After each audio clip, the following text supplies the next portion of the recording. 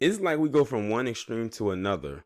We can't catch a break at all, even in the midst of what's going on with this virus. We're still talking about Ahmaud Arbery because there's still new information coming out about that. Well, based on that footage. Now we're talking about somebody else by the name of Sean Reed, who was gunned down just a couple days ago. What I'm going to do is I'm going to play the audio for you, and then I'm going to go back and pretty much break down what you heard. Hey, I'm finna be on motherfucking, what is this? What the fuck is this? Is this Michigan? Come on. How the fuck? What street is this? I'm finna park this motherfucker to get the fuck out. On baby, what's this, Michigan and what? Michigan and what? Ace? I'm finna park this motherfucker at Ace. On 62nd in Michigan? Somebody come get my stupid ass. Please come get me. Please come get me. Please come get me. I'm on 62nd in Michigan. I just parked this motherfucker. I'm gone. Please come get me.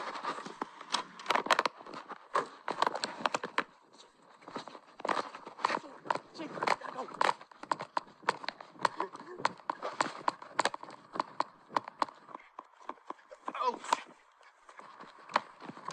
What you say?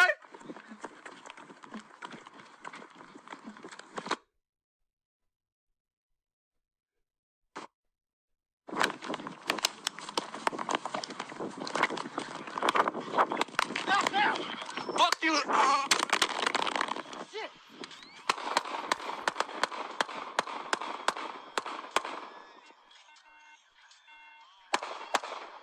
Police actually shooting. Police actually shooting.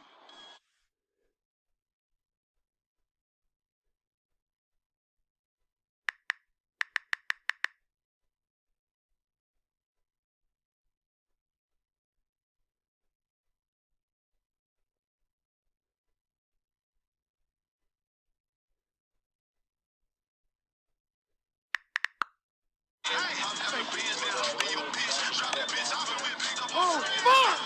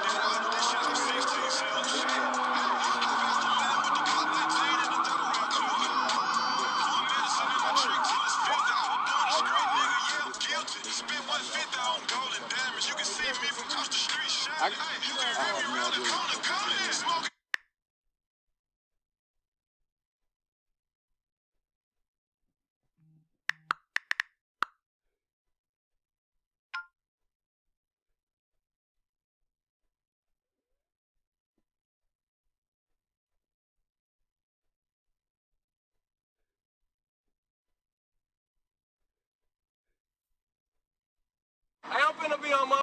Okay. And that was the end of the audio right there. So the parts where y'all didn't hear anything is because it said broadcast being interrupted, because there was some parts like that went in and out, probably because of connection issues. But basically what happened was there was this high-speed chase where they were going after Sean Reed, and he was trying to basically, get away from the police. For whatever reason it is, it's still a developing story. We don't know what led to the high-speed chase because it's a brand new developing story. We don't know what it is. And that's the scary part, because they can just insert anything up in there. So he gets away from the police, because I was looking at Seiji Hito's video, and he had a whole the newscast that was up there, and I'm trying to remember what they were saying. So it started at one point. He got away from him, but it was another set of cops. And now this is the set of cops right here where the story gets even more interesting. Not in a good way, by the way. And they see him, and then that's who goes after him. Then he just basically says that, I'm gonna park this car right here and I'm gonna get out and run. And you can hear in his voice that he sounds scared. Like I said, I can read body language and I can hear tone differently than some people can. That tone was one of fear. You can tell he was scared. And the tone of his voice, he sounded really nervous. So he parked the car, And he said, y'all got to come get me. Y'all got to come get me. Now, to the untamed ear, you would think that he's telling the cops that they can come and get him, like he's trying to lead them to chase after him. No, what he was saying on his live, because his live that he was on had over 3,000 people watching. That was him trying to signal to somebody, hopefully someone he knew who knew him personally, who lived locally, could come and get him. He would say, y'all got to come get me. Y'all got to come get me. So that's when he got out of the car and he started running. If y'all could hear the video, you could hear his feet running. Mind you, all he had on was some basketball shorts or some sweatpants, and that's it. He didn't have on a shirt. No wife beater, no t-shirt, nothing. Just some basketball shorts and some shoes or some sweatpants. And then when he falls, that's when he got tased. But then it's what happened afterwards that really got people pissed off. And that's when he got shot. Did y'all hear how many times this man was shot? They said that they counted, the news report said 15 times. 15 times. That's practically, if not the whole clip, damn, is more than half the clip gone. Now, mind you, Sean Reed was 21. 21. He was in the Air Force for 1 year, so he has a military background. He's a military personnel, or was a military personnel. I bet you all those fake patriotic people out there ain't gonna say shit about this. They will back those cops up. But let me not get too far away from what I wanted to bring up, because I'll forget. In the video, you heard one of the cops yell out, "Fuck!" like that out of frustration. Basically saying, wow, I can't believe we actually shot and killed this man. Now, there are reports going out that the cop that shot him was a black cop. Because there was more than one cop there. It wasn't just one cop that, that was around. But it was, as far as we know, it sounds like it was one cop that was pulling the trigger multiple times. Because if it was multiple triggers, you could tell by the sound of the gun that if it was multiple people pulling the trigger. But it sounded like one person was doing all the shooting. And they're saying that it was a black cop that did it. This takes me all the way back to when I watched that movie Black and Blue last year. Like, if y'all have never watched that movie, I would highly suggest that you do, if you want to see how crooked these cops are and how some of the black cops are some of the worst ones, especially when it comes to how they handle us. But they're saying that it was a black cop that did it. Now, there's also footage or audio that you can hear, and I think that's audio. Like, if you notice in the audio, they cut some of the sound out of that audio. I believe that audio that was cut out was something that was being talked about or was being said by these cops, that they edit or they cut out the noise to not incriminate them. Because there's also, and I'm sure that y'all have already seen this too, is that there is this cop that kind of stands over the camera. He doesn't know he's being recorded until he realizes it's, but it's too late. We've already seen his face, and he takes his notepad and he covers the bottom of his face, but we already see him. Then there's also audio where you hear, and this is the black cop basically making fun or mocking him, and it's probably some other ones too, saying that, oh, this is gonna be a closed casket.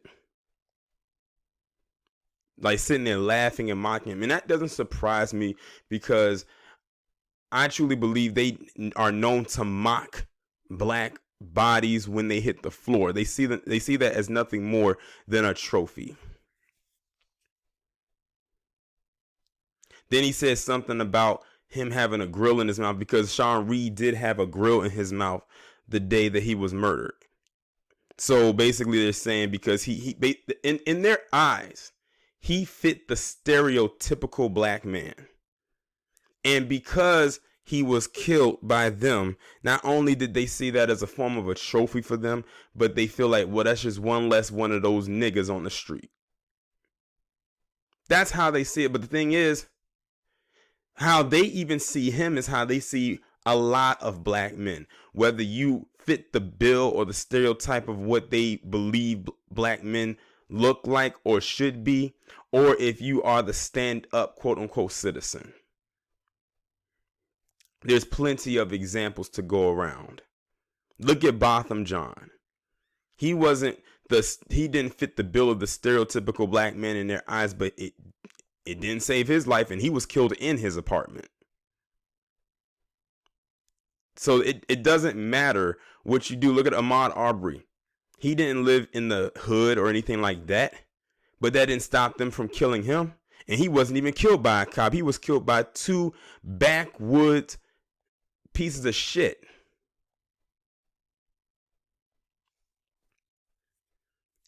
Now, like I said, we don't even know all the facts behind this situation, but now you already have people online that are already saying, good, I'm glad he's dead. That's something else Seiji Hito had put into his video where he was talking about this one palm-colored bitch. And he is a man, but in my eyes, he is a bitch. Talking about, I'm glad he's dead. These are the so-called patriotic people. He had to have known that man was in the military because the pictures of him in his uniform are all over the internet. But they don't care.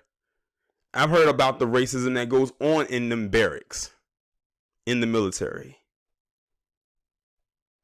That's one of the major reasons why many black people don't go and don't serve. Is because they don't want to deal with that shit. It's like, I got to deal with it as a civilian at home. Then I got to deal with it as a member of the United States military. Away from home. If I wanted to do that, I would have cut my losses and just stayed the fuck home. Like this shit, it blows me. It really does.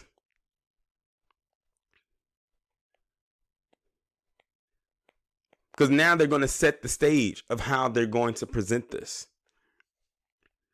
I wouldn't be surprised if these cops get away with it. I would not be surprised in the least bit if they got away with this and set the tone that it was his fault, that he shouldn't have been driving, speeding, and leading them on a high-speed chase and all of that. But you can have this palm-colored father, and I'm bringing it up because it's the perfect time to do it. You would have this palm-colored father a few years ago lead the cops on a high-speed chase down in Louisiana with his autistic son in the front seat at night. They pull him over, and when they try to get him out of the car, he uses his car as a weapon, and he backs it up and tries to run into one of the cops, and the cop shoots into the window to stop him and accidentally kills the son. And who gets the jail time? The two cops. Who walks away from it? The dad. And who's dead? The son. But it's somehow their fault. But with this situation, when everything is reversed, nothing. It doesn't play out that same. It doesn't play out the same way at all.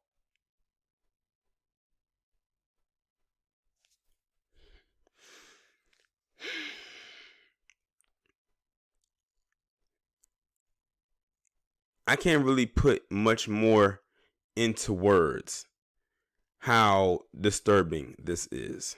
It wasn't enough to simply tase him. Like I said, when he fell the first time, you could hear him. I forgot what he said in the video when he fell the first time. And not even 10 seconds later, his body is filled with bullets. It wasn't enough to tase him to get him down, at which point he's completely not a threat to you anymore if you felt he was a threat to begin with. He's stunned. He can't move unless you move him. But then you had to kill him. and then you had whoever I guess that was the sheriff. I'm not sure who that was. Had got up on this podium, and then when they was asking him about the gun, you could just look at his body language and facial expression and tell he was about to tell a lie before the lie came out of his mouth. When they was asking him about the gun, he came out there and basically tried to say that Sean Reed had a gun. But when they did all the examination, there was no gun recovered on his person. Unless they planted a gun. That's the only way. Which is something that they've been known to do. Plant weapons and drugs on us. How many times have we seen that before? We're not new to this shit. They don't have us fooled. And they wonder why we receive them the way we do. Always talking about we got to respect this and respect that when they don't even give one ounce about us. But want us to respect them. That's why when shit happens to them, I can't wait to speak on it. And be like, what did you do? That's the first thing I'd be asking. What did you do that led you and put you into this position? And they'll never dig into their background to find out what it is that they are capable of. With the exception of that one person I just recently, that Francisco Garcia. But as you can see, even with all those lawsuits they had on him, they still allow him to continue to work and keep his badge and still work the street until this recent one. But they put him on modified desk duty, and I actually found out, I don't know how true it is, that this man was getting paid like 6 figures. He had like a 6-figure salary and still has the 6-figure salary, might I add, while working modified desk duty, which is a few payments below what he was already making. So they never really docked his pay. They let him keep the same salary while working a lesser than position. Basically, almost something that sounds like entry level work. And what did he have to do to get it? Go terrorize some black people. So they'll get rewarded. I have a feeling they might get rewarded. A lot of the times they'll never get fired or they'll get a promotion. Look at what happened with Betty Shelby. She killed that man, and not only was she able to not go to jail, not one day in jail, but she was also able to go on a little tour, talk about her experience, how it is dealing with black people in law enforcement as far as them being a civilian, and then got another job in a higher position than what she had from the department that she used to work at. So everything went smoothly for her, and all she had to do to get her little reward was kill a black man.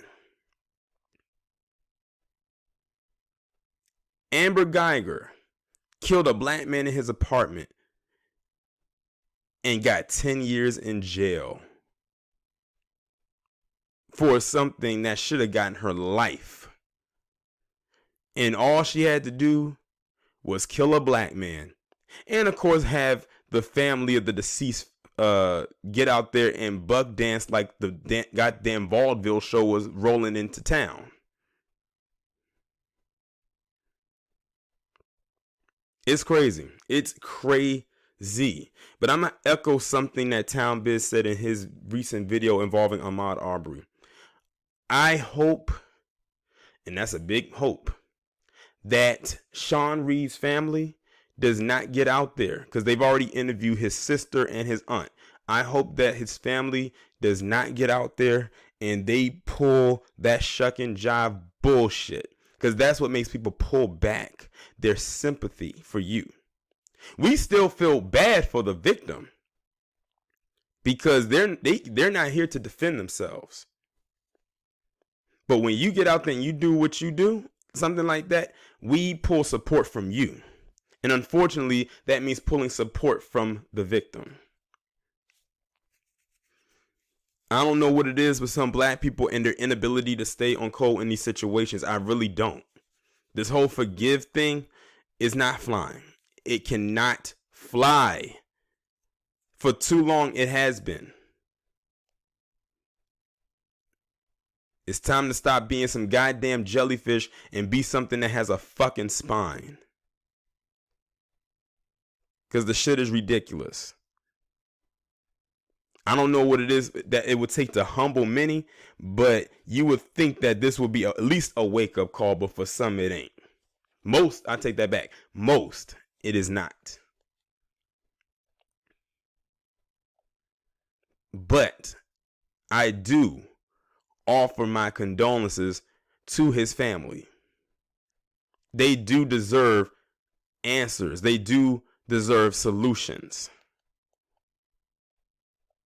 And they do deserve justice. Whatever form that may come in. I'm going to just leave it at that. Hopefully you can read between the lines. And you know another thing, and I'm just going to go flat out and say it.